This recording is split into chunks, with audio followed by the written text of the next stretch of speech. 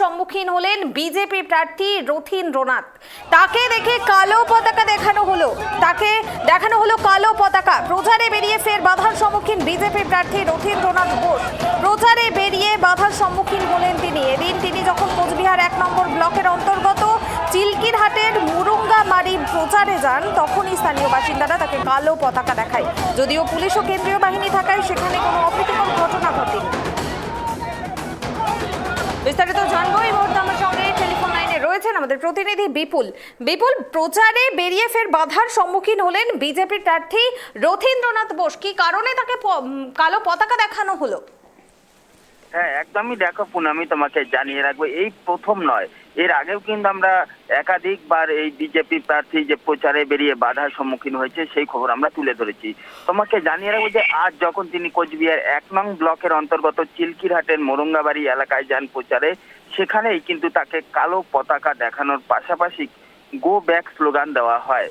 সেখানে কিন্তু অভিযোগ করা যায় স্থানীয় বাসিন্দারাই তাকে কালো পতাকা দেখিয়েছেন এবং গো ব্যাক স্লোগান দিয়েছেন। মূলত এসআইআর এ ওই এলাকার প্রচুর নাম বাদ গিয়েছে এবং তারাই কিন্তু বিক্ষুব্ধ এবং তারাই কিন্তু এই বিজেপি প্রার্থীকে ঘিরে কালো পতাকা দেখানোর পাশাপাশি গো ব্যাক স্লোগান দেন। পাশাপাশি তোমাকে জানিয়ে রাখবো যে তারা যখন স্লোগান দিচ্ছিলেন ঠিক সেই সময় কিন্তু বিজেপি প্রার্থীর সঙ্গে যাওয়ার বিজেপির নেতৃত্ব ও লোকজনও কিন্তু পাল্টা স্লোগান দেওয়াতে কিন্তু এলাকায় একটা উত্তেজনার পরিবেশ তৈরি হয়। যদিও বিশাল পরিমাণ পুলিশ এবং আধা সামরিক বাহিনী মোতায়েন থাকায় কিন্তু কোনো রকমের অপ্রীতিকর ঘটনা ঘটেনি। বর্তমানে পরিস্থিতি কিন্তু থমথমে রয়েছে। পুনামি, বেশ, ধন্যবাদ বিপুল। অর্থাৎ প্রচারে বেরিয়ে বাধার সম্মুখীন হয়েছেন বিজেপি প্রার্থী রথীন্দ্রনাথ বোস, তাকে কালো পতাকা ও গো ব্যাক স্লোগান দেওয়া হয়েছে। একই ধরনের চিত্র কিন্তু বিভিন্ন জায়গা থেকে উঠে আসছে, যেখানে একদিকে তৃণমূল কংগ্রেস প্রার্থীরাও তারাও প্রচারে কোথাও কোথাও বাধার সম্মুখীন হচ্ছে, অপরদিকে বিজেপি প্রার্থীরা তারাও কিন্তু বাধার সম্মুখীন হচ্ছেন। এই মুহূর্তে রাজ্যে জোরসোর প্রচার কর্মসূচি চলছে শাসক বিরোধী সমস্ত রাজনৈতিক দলেরই।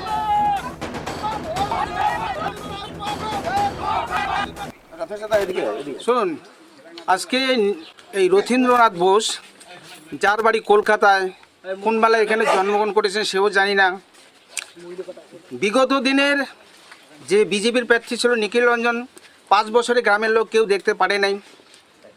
কোনো উন্নয়ন তো দূরের কথা, কারো বাড়িতে করোনাকালীন পরিস্থিতি থেকে শুরু করে আমাদের সম্মানীয় জেলা সভাপতি এখানে সব দান করেছেন।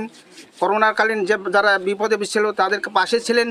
সর্বক্ষেত্রে উন্নয়নের ধারা চিলকিরহাট অঞ্চলে বয়ে দিয়েছে। সেই হিসাবে আজকে রথীন্দ্রনাথ আজকে মনে করো সব সময় কিছু বাহিনী অনেকগুলো গাড়ি নিয়ে ঘুরে বেড়াচ্ছে।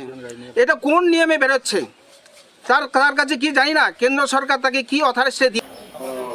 আপনারা যদি একটা বাইটস আমি দেখেছি উদয়ন গুহর, তিনি সেখানে বলছেন যে যাদের নাম কাটা হয়েছে তারা স্বতঃস্ফূর্তভাবে এই বিক্ষোভ প্রদর্শন করছে।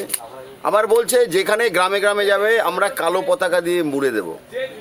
আমরা কালো পতাকা দিয়ে মুড়ে দেব মানেটা কি? এই উদয়ন গুহ এই কথা বলছেন। উদয়ন গুহ একজন নেতা তৃণমূল কংগ্রেসের, তার মুখ দিয়ে এইসব কথা বেরোচ্ছে। এটা একটা ট্যাকটিস তৃণমূল কংগ্রেসের, যেভাবে হোক প্রার্থীকে বাধা দেবে, কারণ তারা হেরে গেছে। মানুষের সামনে যাওয়ার কোনো ব্যবস্থা তাদের নেই, অবস্থা তাদের নেই।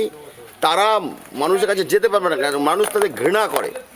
আমরা মানুষের কাছে যাচ্ছি, আমরা যাতে না যেতে পারি সেই ব্যবস্থা করছে। কিন্তু ভারতীয় জনতা পার্টি এটা সর্বভারতীয় দল, যেটা ভারতবর্ষের মধ্যে সবচেয়ে বড় রাজনৈতিক দল। আমরা কিন্তু কোনো অবস্থাতেই দমব না, আমরা মানুষের কাছে যাব। কিন্তু মাননীয় প্রধানমন্ত্রী নরেন্দ্র মোদী যে কথাটা বলেছেন সেই কথাটা আমরা পুরোপুরি সফল করব। আজকে